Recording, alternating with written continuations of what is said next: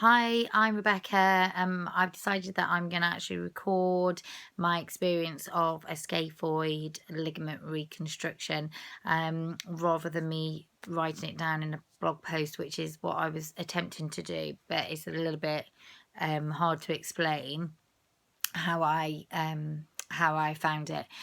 First of all, though, I'd like to apologise to those that um, put comments on a post that I did quite a while ago about my scaphoid reconstruction. I haven't been on my blog for quite a while, as you can tell, and I didn't realise that I had any comments.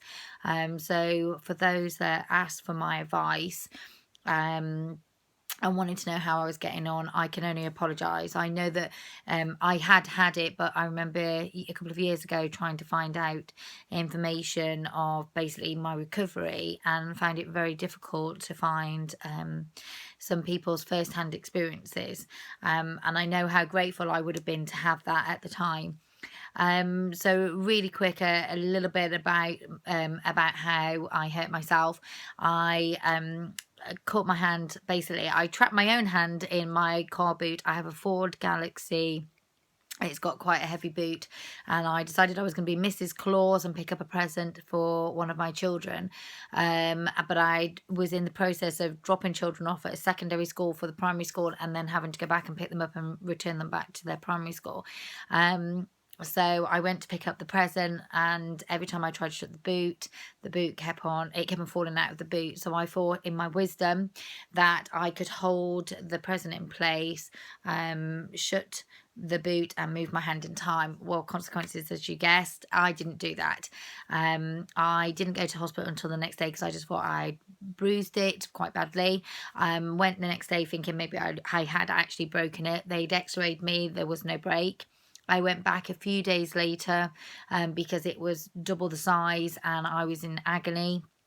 And it just happens that that day I only have a very small town hospital where I live, but it just happens that that day there was one of the members of the hand surgery team from a different hospital there, and they asked her to have a quick look. She straight away wanted me in a cast and sent me for an MRI the next day. From that MRI, they found that I had done some damage. They did a keyhole surgery in the March, so nearly 3 years ago, to find out the extent of that damage, and they found there was I had ripped all the ligaments off the bones, and then was it the end of May, beginning of June, I had my reconstruction, where I was then in a cast with pins and everything, and in a cast for 8.5 weeks before I had the pins and the cast removed. I started my physio in the September, and spent over a year doing physio, just over a year doing physio. To have the operation, I basically, of course, saw a hand surgeon, a lovely person, who explained that actually this surgery was to help prevent early set of arthritis in my hand. I was 39 at the time, so I'm 42 now. And of course, I don't want early set of arthritis. That was all that was explained, really. And so I said, yes, that was fine. And I went ahead with the surgery. So up until that point, the pain that I was having was, it was painful, but it wasn't like a constant pain. It would be painful if I moved my arm, but then I would be sitting there and all of a sudden I'd be like, oh, because it felt like somebody was stabbing me in the wrist. There was very sharp stabbing pains, sometimes even if I didn't move it.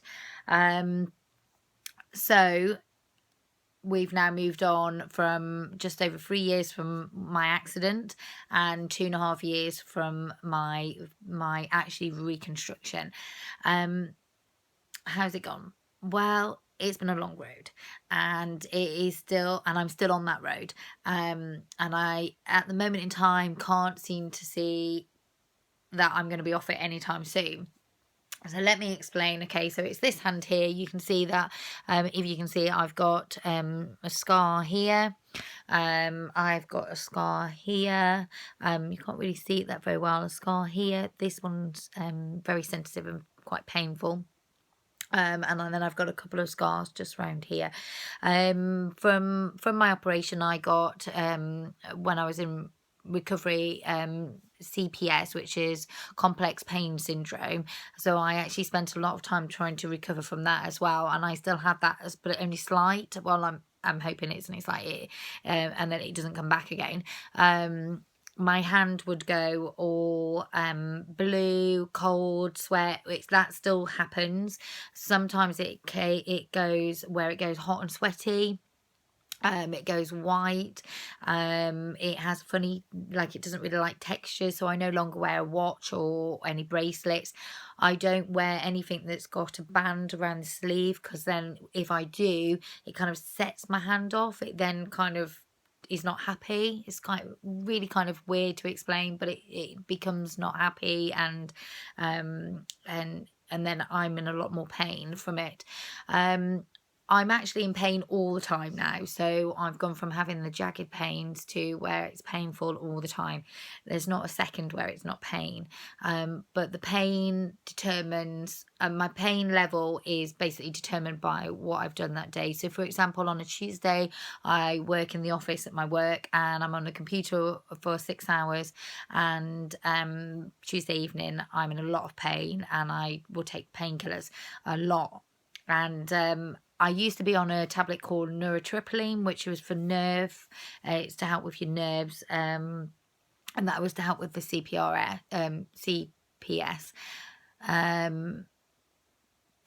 But I bought myself off those about some months ago, because I actually didn't think there were any benefit at all. But I do take prescribed painkillers from my doctor. And so reference pain. So here, down here. Now that is numb all the time.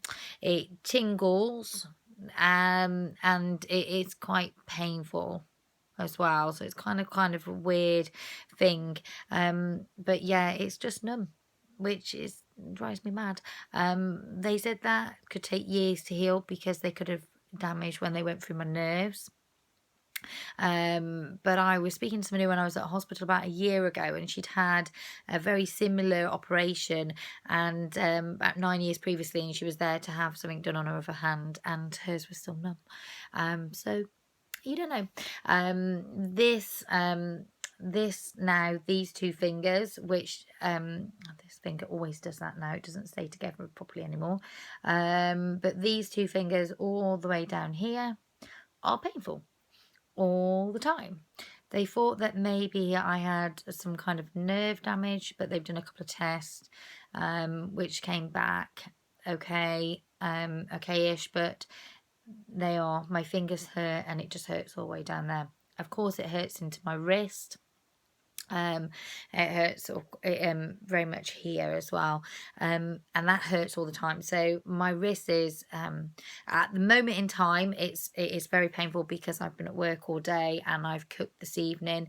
Right in the middle here, I get pins and needles quite a lot, so at the moment it's all tingly and my fingers ache. So it's pain wise, it is painful, and it drives me mad. That pain has caused me to suffer with my sleep, because I wake up a lot, because when you're busy throughout the day, you're busy and you just and you kind of forget about it. It's when you stop, you kind of go, oh, my hand's really painful. But at night, then when you're lying down and you're trying to sleep, all my body knows is that my hand is in pain. And then because my body's in pain, then my mind is wound up by it. And so yeah, I sleep probably 3 to 4 hours a night, broken. I do wake up a lot in the night, so I do take painkillers sometimes throughout the middle of the night as well. Reference movement, I didn't realize that my movement would have been restricted as much as it has been. So as I said, I spent over a year doing physio. I still do physio exercises at home, quite regular. So when they first took the cast off, I couldn't move it at all. I had no grip strength, so I wasn't allowed to drive. And I had to work on getting my grip. So the grip on this hand is quite strong, they said, and that's 28. So this one should be over 28, because it was my dominant hand. I think the last time I had it done, it was 16 maybe. So strength wise, it's a bit pants. I've dropped lots of things. I dropped one of my beautiful glass jugs and smashed it all over my floor because I just hadn't got the strength to hold it. If when I'm getting, so for example, when I'm getting things out of an oven, like tonight we had lasagna, and I had 2 lasagnas on one tray, and I had to get my husband to come and get it out the oven because I don't have the strength to hold it. You know, it sets off huge pains in my hands if I'm trying to hold it. It's quite difficult when I want to move boxes and stuff like that because it is quite painful. So movements, if you have a look, so this is my okay hand. If you have a look, of course I can move it quite a bit. You can move, oh, I don't know, move it. All right, so this one, first of all, if we do, I can move it about there and about this. I can't hold it at the top, it hurts. About the same that way. Movements this way, so I actually can get it to there now, which is really good. Where if you think it's like that, and that's me pushing it and it's hurting because I'm pushing it. So forward, if I go like that, I can do that one. So forward this way, I can get it to there. So you can notice there's actually quite a big difference. My surgeon though thinks this is really good, and actually, you know, the percentage he's really pleased with. So that, I suppose that's one good thing if he's pleased with it. I suppose I'm meant to be pleased. There's also, but I find it really frustrating because, of course, you know, when I'm there's lots of things I want to do. So for example, when I want to make a sauce, like tonight I made cheese sauce for a lasagna, and I use my left hand because you're stirring around in your pan like this, and I can't do that. You know, I have to move my whole, I can't just go like this anymore. So I've learnt to use my left hand a lot. There's other little things like writing, for example. I write quite a lot for work, and when I first start off, it's actually quite neat. I used to have very good neat writing. Within like a paragraph, it becomes a bit messy, and then my hand kills. And as I'm trying to write, if like I kind of can get to an A4 sheet, if I want to do more than an A4 sheet, I can't, but halfway down that, it's kind of really messy. So that's a pain because I never used to have messy handwriting, and now it is quite messy. There's other little things like drying my hair with the hairdryer. If I try to use my left hand, I always hit myself in the head because I blunt myself. But I can't use my right hand because it becomes too painful holding the hairdryer up like this. So normally I just wash my hair at night and I go to bed with it kind of wet. So when it gets up in the morning, it's a lot easier to kind of quickly straighten rather than me trying to blow dry it. It's other little things like, I know my friends think I'm mad with this, but I can't put eyeliner on anymore because I don't have I can't do it. It goes everywhere. And so if I want to do anything, I always use like a powder rather than an actual eyeliner. And also when I'm putting mascara on now, when I do this, I get it all here because I can't bend my hand one direction, so I get it all here on my face because my brush touches my face. So they're really silly things, but actually to me that means quite a lot. I didn't drive for about 10 months because I hadn't got the grip for about that period of time. So I was reliant on everybody. And for a very independent person who's driven for over 20 years, I found that really difficult. Let's think. Oh, so hand movement. So of course, like I've said, so the movement is very restricted in what I can do now, but also my finger movement. So if you have a look, kind of get that to there. So this is called my bad hand.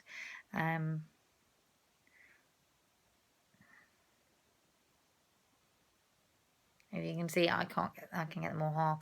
My thumb. So can you see? I can close that one. Can't that one. When they used to be able to, you know, they say you go down. So if I go down, I can get to about there. That's a lot better, but it kills here doing that. So it's quite painful. Yeah, it just didn't go how I thought it was going to go. Like I said, it's really painful. Um, I think I've lost quite a lot of movement in my hand. This is, restricting me to in certain areas of my job. I know when I was looking, my husband left the army 18 months ago, and I was looking so he could take time off. I was looking to get a part-time job, and I was really kind of restricted to think about what I couldn't do. I know I wouldn't be able to work on like a checkout anywhere, because it would just kill my hand. I know, for example, like at work, I was cleaning out their storerooms in the summer, and I did wear a splint for that because it just was really painful because of course I was trying to move boxes. I ended up hurting myself, that I just couldn't do those things. And I think it's little things like that I wasn't told. I wasn't told that my restriction of movement could be limited. I wasn't told that actually I could be in pain all the time. I know I'm seeing my surgeon again in April this year. They did consider wanting maybe to do another operation a while ago, and I asked the question, can you get rid of the pain? Is it going to make it better? And they said they can't guarantee anything. But that was more, I think they wanted to go back inside and have a look. They can't guarantee. What is the point of putting myself through another year of physio? Because I would have to have go back into a cast if they did any kind of more reconstruction, but they don't think they need to do that. I don't know. We'll see what happens again when I go in April. There is nothing I can do. So I just have to learn to live with it, which I have done. I've learned to live with the pain. I've learned to live with the lack of movement, and I've changed my life to it. I don't enjoy it. I find it really frustrating. And I don't know if it was worth it. That's yet for me to decide. So my children are just coming home. They've been at a youth club tonight, so I'm going to go before they come in and go, but what I'd like to say is, I can only apologise for those who ask me for any advice. Please leave a comment, and I promise I will get back to you if you've got any questions, any comments, and I will hopefully hear from you soon. Bye.